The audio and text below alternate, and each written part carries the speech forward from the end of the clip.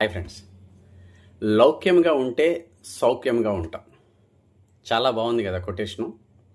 ఇది నిన్న rotary club of గుంటూరులో సెక్రటరీ కొమ్మలపాటి శ్రీధర్ గారు మానవ సంబంధాల మీద సెషన్ చెప్తూ అందులో ఇది చెప్పారు.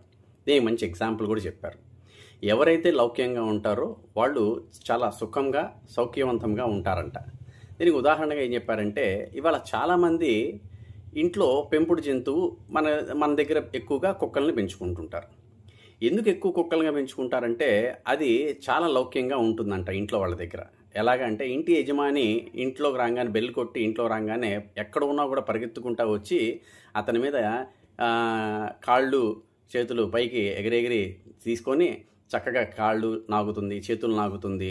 సో ఆ చుట్టూతా తిరుగుతూ ఉంటుంది. ఆహా, నేను ఇంట్లో రాగానే ప్రేమగా నాతో వచ్చింది అని చెప్పని మురిసిపోతా అంట.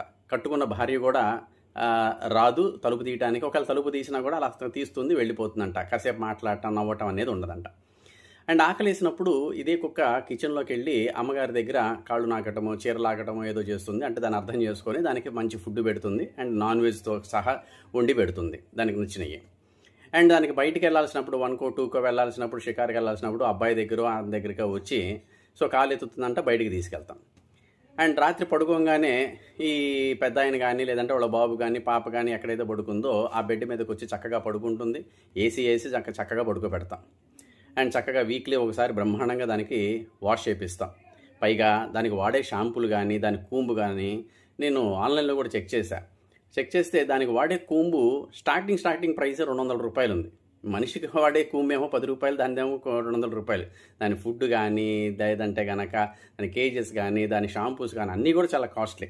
అయినా సరే మనిషి అంత ఖర్చు పెట్టి దాన్ని పెంచుకోవడానికి ఇష్టపడుతున్నాడు. ఎందుకంటే మనతో చాలా అంటే చాలా చాలా సౌఖ్యంగా ఉంటుంది, చాలా లౌక్యంగా కూడా ఉంటుంది, అది సుఖపడుతూ ఉంటుంది. సో అంటే ఇక్కడ లౌక్యంగా ఉంటే సౌఖ్యంగా ఉండొచ్చు అని చెప్పడానికి ఎగ్జాంపుల్. ఇదే విధంగా ప్రతి మనిషి కూడా లౌక్యంగా ఉంటే పై వాళ్ళ దగ్గర, ఎంప్లాయీస్ అయితే కనుక పై వాళ్ళ దగ్గర ఎంత లౌక్యంగా ఉండాలి, కింద వాళ్ళ దగ్గర లౌక్యంగా ఉండి ఎలా పని చేయించుకోవాలి అని తెలుసుకోవాలి. వ్యాపారస్తుడైతే కస్టమర్స్తో ఎలా లౌక్యంగా ఉండాలి, సప్లయర్స్ దగ్గర ఎలా లౌక్యంగా ఉండాలి, డిపార్ట్మెంట్ వాళ్ళతో ఎలా లౌక్యంగా ఉండాలి, బ్యాంకు వాళ్ళతో ఎంత లౌక్యంగా ఉండాలో తెలుసుకోవాలి. పిల్లలైతే కనుక టీచర్స్తో ఎలా లౌక్యంగా ఉండాలి, పక్కన కొలీగ్ స్టూడెంట్స్తో ఎలా లౌక్యంగా ఉండాలని చెప్పని తెలుసుకోవాలి. అలా ప్రతి మనిషి కూడా జీవితంలో, అది చదువుకునే వాళ్ళైనా, వ్యాపారస్తులైనా, ఉద్యోగస్తులైనా, ఆర్ హోమ్ మేకర్స్ అయినా, ఎవరైనా సరే ఆ లౌక్యం కనుక తెలుసుకుంటే కనుక జీవితాంతం సుఖంగా ఉండొచ్చు.